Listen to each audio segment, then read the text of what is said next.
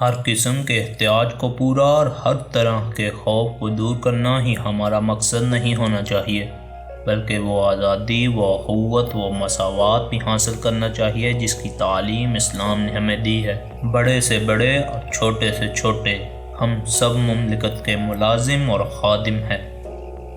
اس سے بہتر اور کوئی ذریعہ نجات نہیں ہو سکتا کہ صداقت کی خاطر شہید کی موت مر جائیں۔ کفایت شعاری ایک قومی دولت ہے۔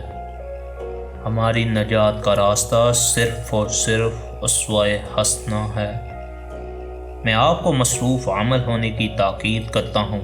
کام، کام اور کام، صبر و برداشت اور انکساری کے ساتھ قوم کی سچی خدمت کرتے جائیے۔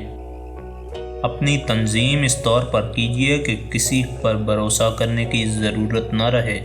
یہی آپ کا واحد اور بہترین تحفظ ہے، اور اپنے حقوق اور مفاد کے تحفظ کے لیے وہ طاقت پیدا کر لیجیے کہ آپ اپنی مدافعت کر سکیں۔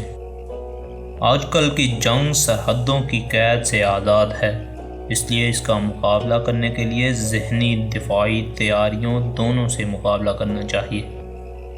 کسی بھی شخص کے پاس کیا جواز ہے کہ وہ عوام الناس کے لیے انصاف اور رواداری اور دیانتداری کے اعلیٰ معیار پر مبنی جمہوریت، مساوات اور آزادی سے گھبرائے۔